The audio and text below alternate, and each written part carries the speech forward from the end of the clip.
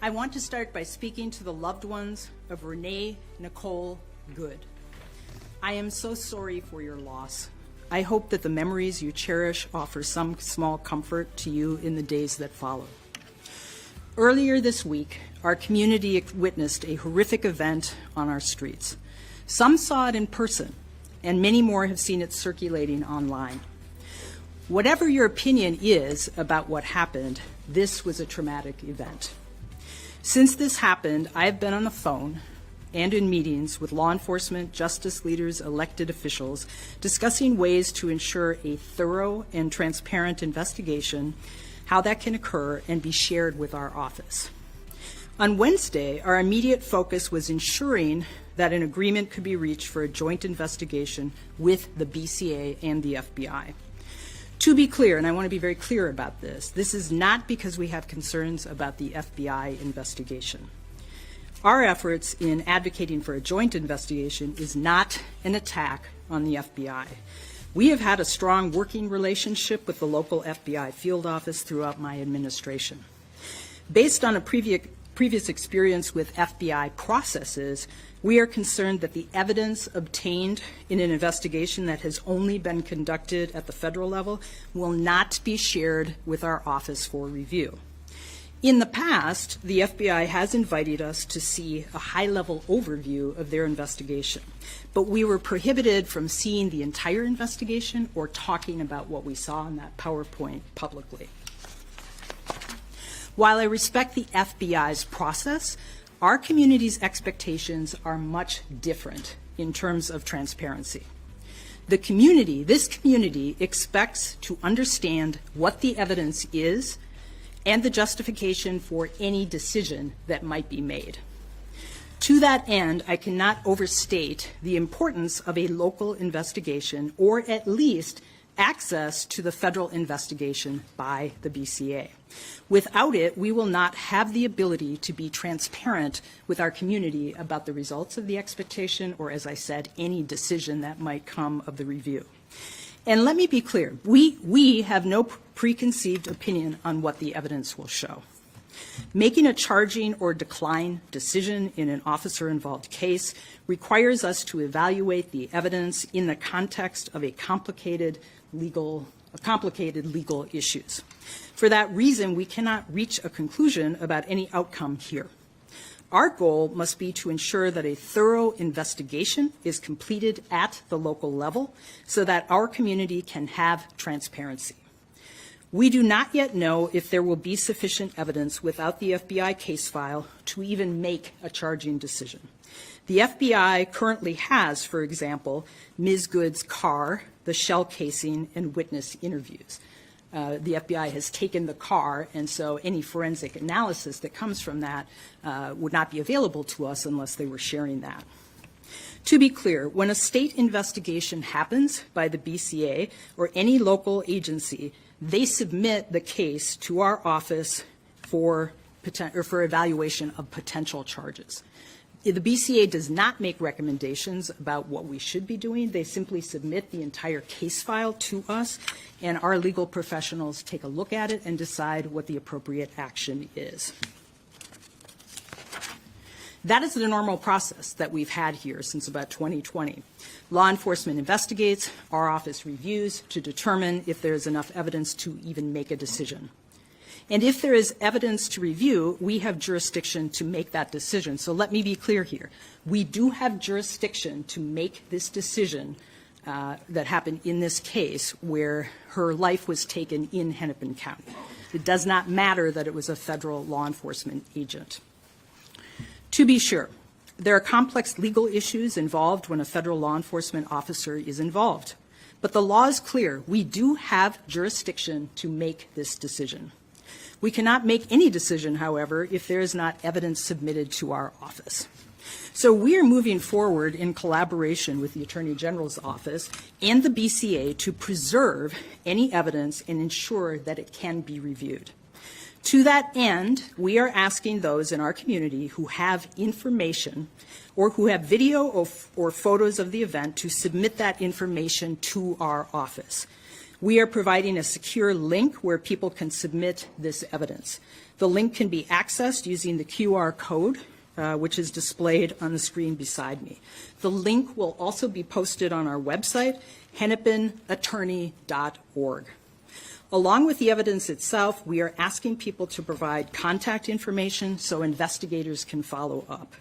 Because it is important to collect and preserve evidence properly, we ask people to provide accurate and complete information on the form on our website. I know our community wants fast answers.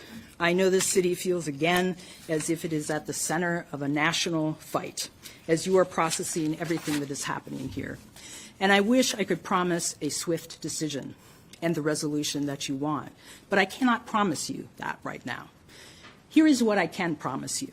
Our offices will work together and have been working together on this and will continue to do so. We will continue to work around the clock to preserve, gather, and review as much evidence as we possibly can.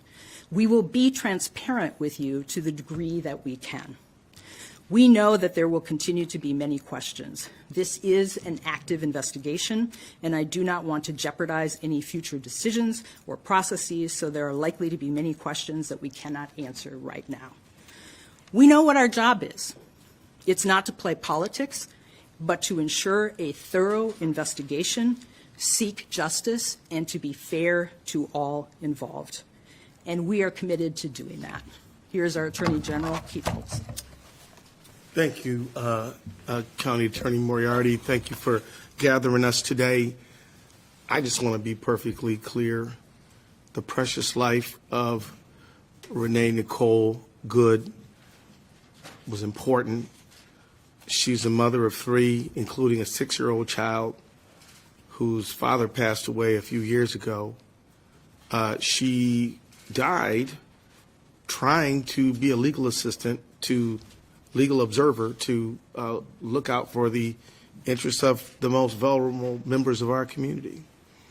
And she leaves behind a lot of people who love and admire her. There's a lot of people who have a very big interest in this case, including the officers involved. They have an important interest. The fact is we have an interest as state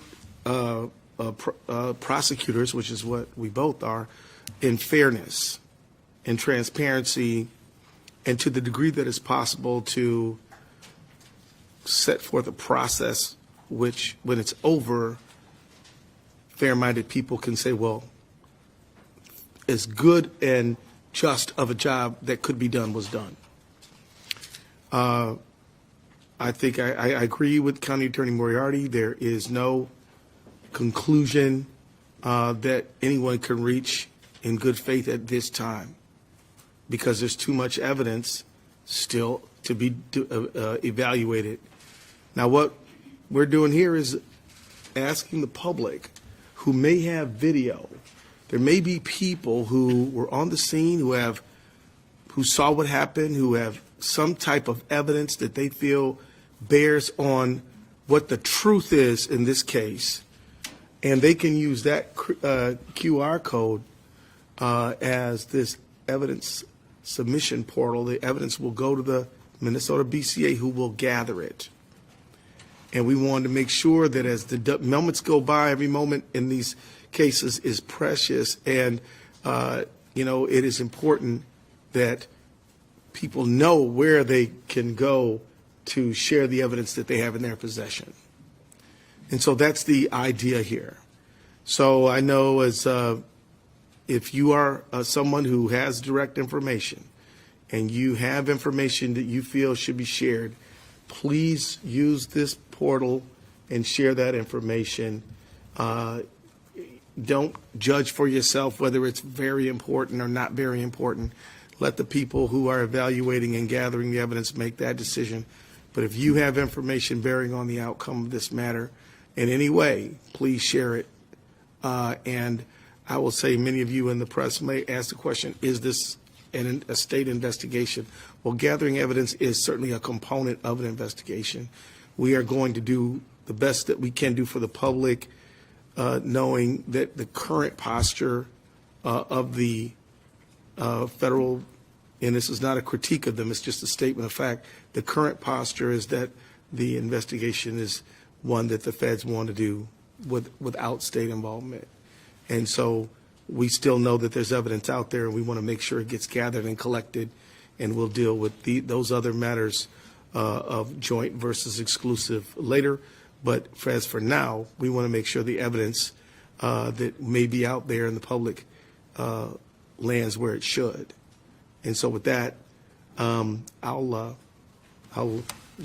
guess, any other comments to be made? No, Yeah. questions? Has the One, BCA please, one at a time. You said the BCA is saving evidence with you, so what is the BCA's role here?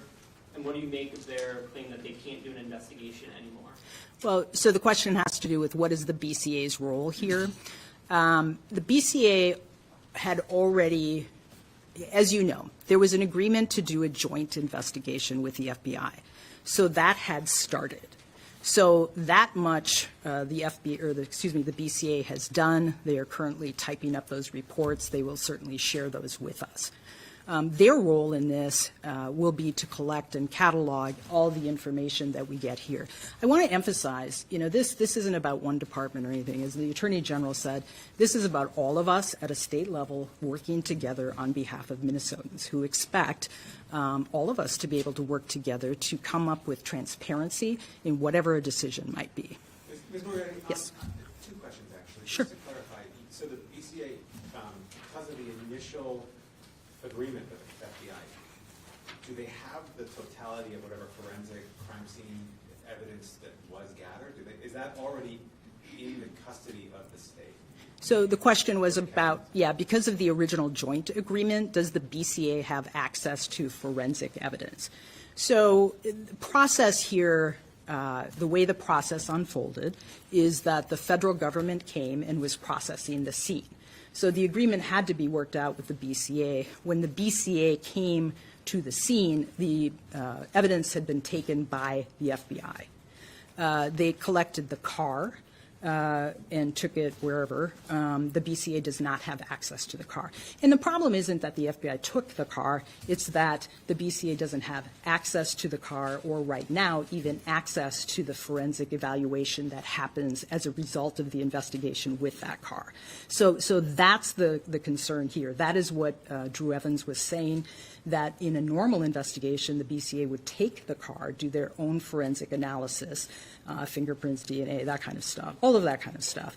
But they have not done that in this case, which would have been fine and would still be fine if the BCA could have access to the results. But so the fruits of the labor currently BCA does not have. That's correct. So I guess the part two of my question, and I'm sorry, is and I know how I can only imagine how extraordinarily frustrating this is for your office and your prosecutors.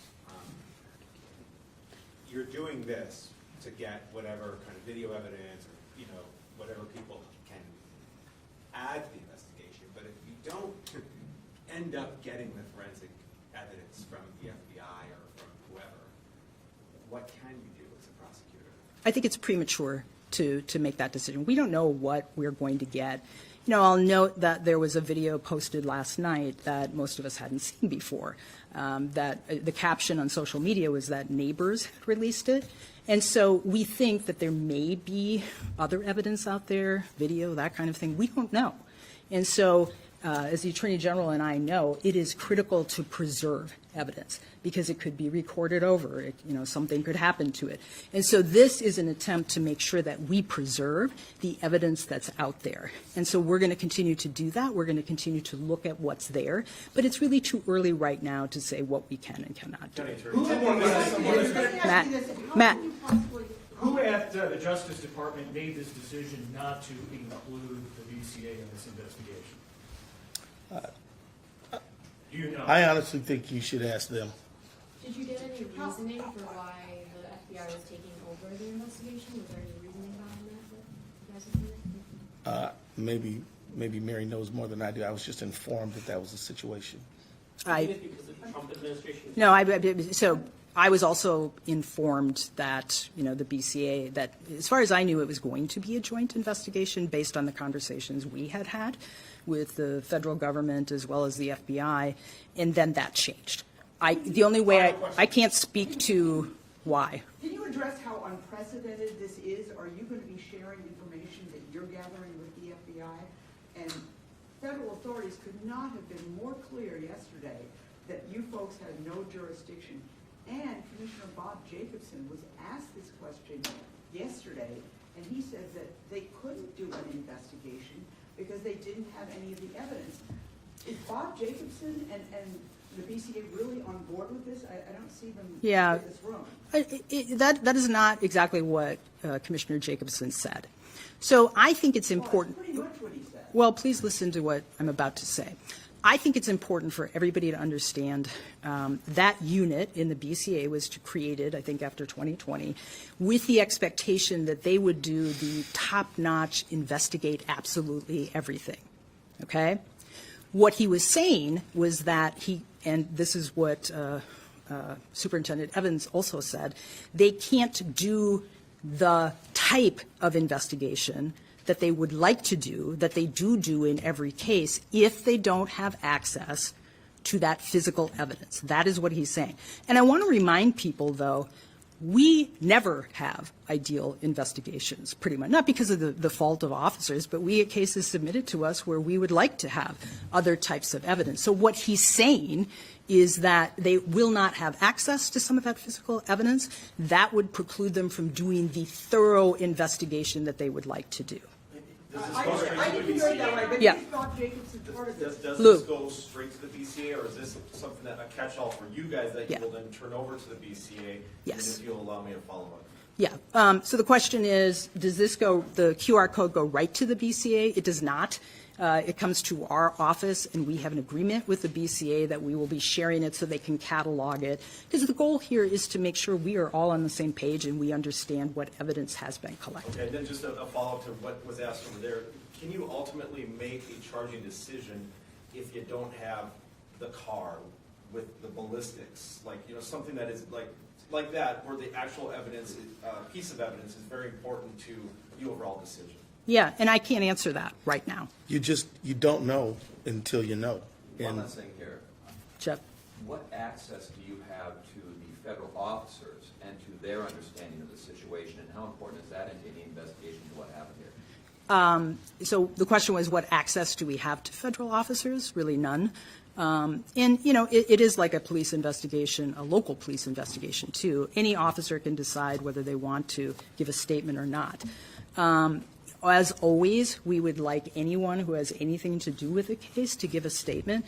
We don't always have that, so it's hard to say right now how important or not that would Do be. you have any context into how much other states have access to these investigations when there's a federal incident where if the FBI does give them the evidence, like in other incidents where there's federal agents involved? Have you communicated with other states in these situations? I can speak from my experience, and perhaps the Attorney General can as well. My first year here, there was a situation where the FBI was involved and the sheriff was involved, and the FBI did an investigation, and as I said, they invited us in. I mean, I had constant contact with the head of the FBI here, Alvin Winston. They invited us over to see a PowerPoint of the results of it, but it's simply their practice or their policy not to share the entire investigation. In fact, what they do initially is a civil use of force investigation, and I know they've also involved the DOJ. So I'm not, and I want to go back to, this is not being critical of an FBI investigation. It is simply our access to the evidence that they collect. And so at a minimum, we certainly hope that they reconsider giving the BCA at least access to that information. One last question. There was some talk about the immunity of ICE agents.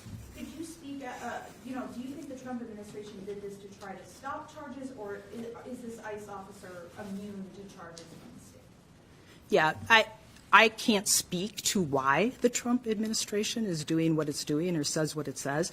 I can say that the ICE officer does not have complete immunity here. Who's doing the Thank you very much. autopsy and Ms. Good's remains, are they with the county? They're with the county. And do you know when they would be released? I don't know.